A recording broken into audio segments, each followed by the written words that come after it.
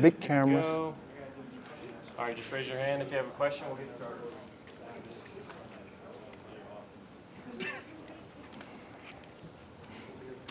Hey, Kyren, how are you? I'm good. Good, good. Where do you feel like you're at right now in terms of your career here at LSU? I think Coach Kelly, your first year, said you were trying to find that confidence and that, hey, I can play in the SEC and whatnot. And after that big touchdown the other night and some of the other big touchdowns, where do you feel like you're at right now? I feel like I'm in a really good spot. I'm just taking it step by step and trying to take that big leap and finish the season off strong this year.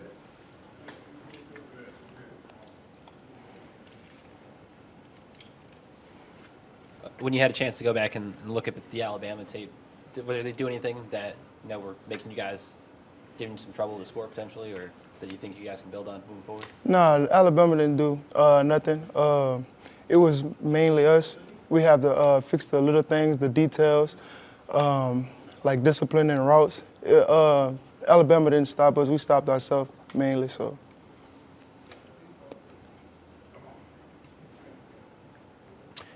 That touchdown you had the other night, is that you're taught that your body control? Because if you would have gone down at the one, it might have been a tough spot. Yeah, that was kind of crazy. The score against Alabama, that was amazing. I don't know how I got in there. I just got in there. It was a great feeling. What's it been like to play behind, or play with, I should say, Malik and Brian and this trifecta you guys have right now? It's amazing. Those guys come to practice every day, prepared the right way. They attack everything 100%. And it's amazing to watch those guys do what they do every single day. And what's the preparation like this week with Jaden or Garrett, or how are you guys going to approach For it? that question, I would say both of those guys can lead us to a W, so it doesn't matter who really goes out there. So.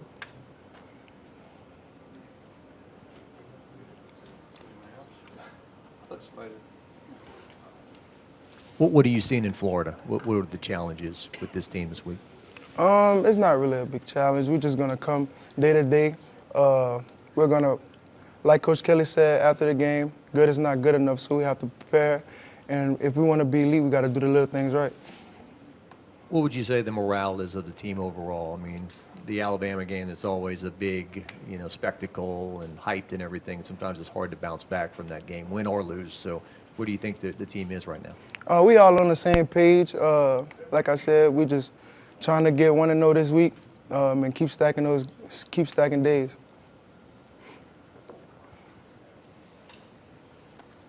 How have things been in practice-wise with it? Has Jaden kind of progressed yet, or is it still Nussmeyer? Or how are those things? It's a day-to-day process. If Jaden could go, he's going to go. If Nuss can go, we're just going to roll. How confident are you guys, though, in Nuss's ability? You kind of mentioned you're ready to roll. I have the same confidence in him as Jaden. They both can lead us to a dub, like I said earlier. So I know if Jaden can't go, he's going to lead on Nuss and be there for Nuss when he needs him. So. Yeah, Kyren, sticking with the QBs. Like I know you said, you have the same confidence in each of them, but they're kind of different style players. Is there like a wrinkle here for Jaden, a wrinkle for Garrett, or is it kind of the same for you guys? No, I feel like it's really the same. They're both going to give us the ball, give us a great opportunity for yards after catch. In today's college football with social media, which can be real nasty, right? Most definitely. So when you had some of the drops, how did you deal with that? And how do you, as a young athlete, deal with that when things don't go well? Most definitely. That's a great question. I take a break from social media, like in the season. Like I just like to watch TikTok because it brings me away from all of those negative things. But you got to know what comes with it when you're a football player. You're going to have a lot of good and you're going to have a lot of bad. So that's how I look at it. I know one of those games, you told Coach Kelly, I owe you one, and he said, oh, you owe me two. Most definitely. That was an amazing experience. To see all those coaches have like confidence in me that I was going to bounce back from that, because last year maybe I wouldn't have done that. So to see the coaches have that kind of confidence in me after the big drop, well, I don't think it was a drop. I think the DB just swatted it, but it feels like a drop because I could have had it. But to see everybody have that confidence in me to go back out there and play, it just boosts your confidence up way more. And a lot of people dream of playing football at LSU, but do you think it takes guts to put yourself out there and put yourself Most definitely. To go out there every Saturday and play, man, you got to be a dog. So. Anything else? You good? Raise your hand and we'll get the mic to you.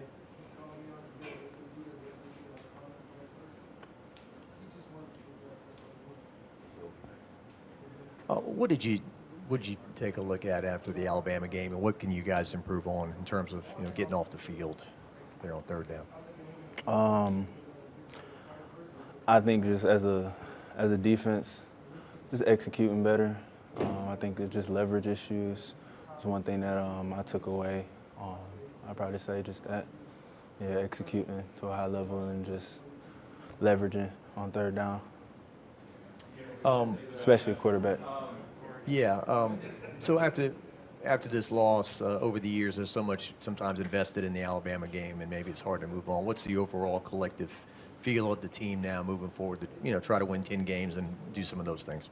I mean, well, of course, after you lose a game, you don't feel good. But I think where we're headed right now with these last 3 games is just chasing improvement, making sure that we're playing better than we played last week, better than we played 2 weeks ago, better than we played 3 weeks ago, and just chasing improvement. Yeah. How do you guys feel like you've emotionally handled all the injuries that have kind of come to your defense and kind of fight through those? I mean, we always talk about a next man up mentality. So, when somebody go down, the next man got to step up. And, that's the way it is on every team for real, as it should be on every team. And that's the same way with us. That's kind of what we had, that next man up mentality. Yeah, as far as the defensive coaching staff and D-line in particular, I mean, you guys have had a lot of different coaches this year. Yeah. What is that like, and how do you take a little bit from each one of them? I mean, I think each one, has their own, thing that they bring to the D-line room. But at the end of the day, technique, executing, and just whipping the man in front of you. And in a way, we try to, use all these coaching to try to just do that. That's our main goals.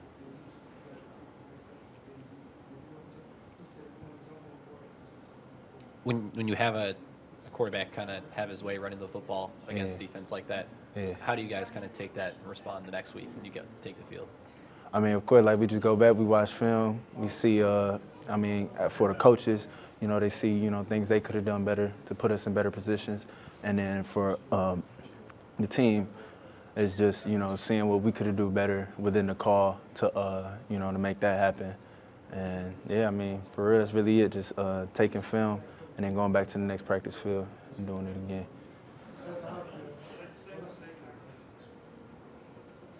How is this first season here with LSU and the SEC kind of going for you? I like it. Yeah, I love it here at LSU.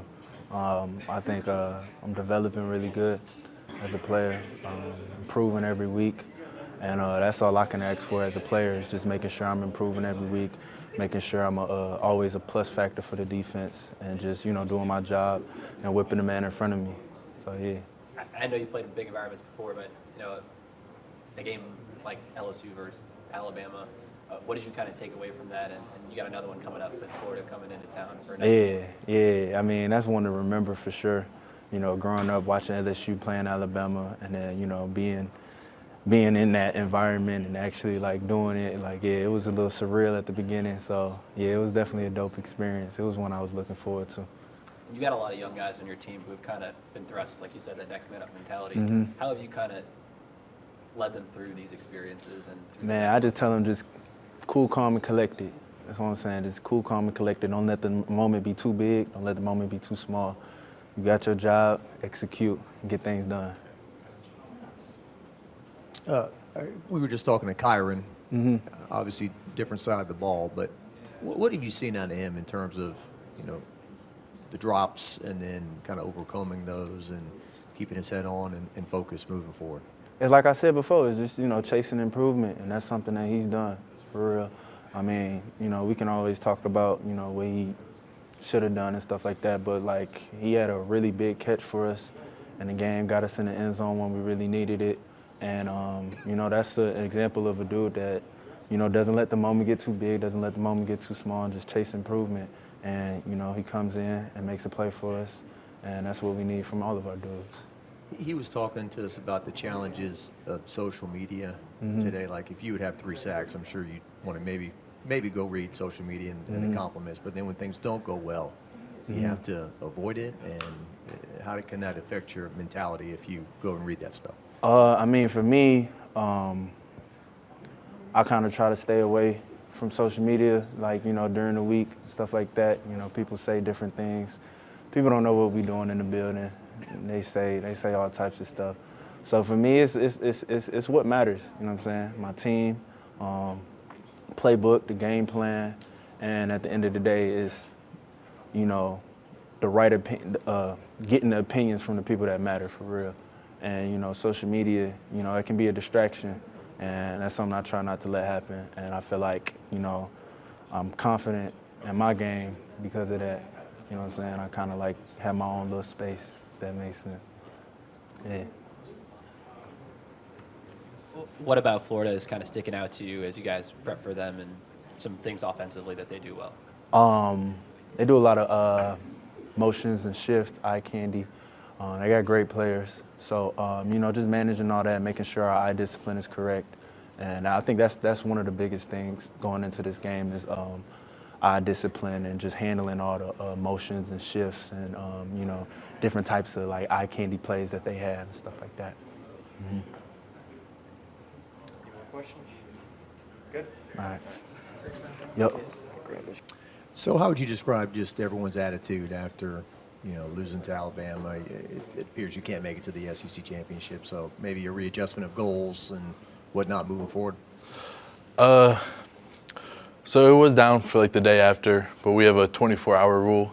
And once that 24 hours is up, you just got to flip the script. And so now we're just focusing on Florida State. And every game means everything to us. We treat every game the same. And just because our goals aren't the same anymore doesn't mean we don't have anything to play for. We still have LSU to play for, State of Louisiana to play for, a ton of stuff to play for. Kyren Lacy was just here. Can you kind of what have you seen out of him in terms of there has been some drops, some tough times, and then lately making those touchdown plays and big plays for you? So like when I'm out there on the field, the drops, I kind of just don't even, half the time I don't even know like who dropped it. But I do know when I see that touchdown, who's got the ball. I mean, that's all that matters to me at the end. And so when he makes those big plays, like when they're needed, that's all that matters to me. And yeah, he's been doing that. He's been doing great. Yeah. Garrett, the offensive line has been so good all year long. What's it like being like a small part of just such a solid group? Yeah. So the offensive line, you know, 5 people have to work together. So it's something that like everyone has a little part to do. And like we all came back from last year pretty much, so we're all familiar with each other, comfortable. Yeah, it's great. It's been going good. Watching film's been going good. So yeah. When you see your quarterback go down with an injury and have to leave the game, how do you guys kind of respond as a unit? It's one of those things that's like, it happened, and there's nothing we can do about it now, and we just gotta focus on the next play. It's just something you can't control. Like we can't control that. We just play better and just keep on working. And then when it switches in to Nussmeier, how fluid is that transition for you guys from Jaden to Nuss? It's good. I mean, we practice with both of them, so practice is like how that game was. Like one play he's out and put Nuss in for a few reps, and then so when he goes in, nothing changes for us. Like he calls the same things, and it's good. And then I'm kind of focusing really on in a game like that when it's the fourth quarter, you guys are down, and the environment is kind of getting at you. How do you try to help ease Nuss into that situation? Because you've been battling for 30 minutes, and getting him up to speed with all that. Kind of. I don't know if it's so much like easing them into it, because it's hard to ease someone into a fourth quarter, down by 2 touchdowns type of drive. But we just have to do what we've been doing, keep our calls up, and so it feels like normal for him. It feels just like how practice would feel. And that's probably the best way I would say to ease him back into it, is just do what we've been doing and what he's comfortable with. Mm-hmm.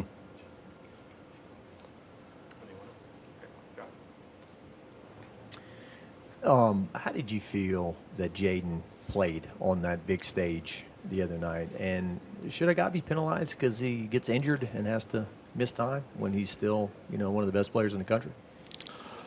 You mean, what do you mean by penalized? Like in a Heisman discussion sometimes. No, I don't think he should be penalized at all. I mean, he's been playing lights out every single game for the past, 9 weeks. Like, his stats say everything.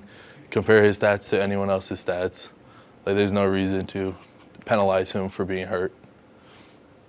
You said you see the touchdown catches. Do you see his runs sometimes? Yeah. You're amazed by what he does? Sometimes, I think last game he broke out, started running, and broke some people's ankles. And well, there's 3 people down, and he's still going. Like, can't be mad at that. 20 yards is 20 yards either way you go. So, I just saw Coach Davis. He poked his head in here.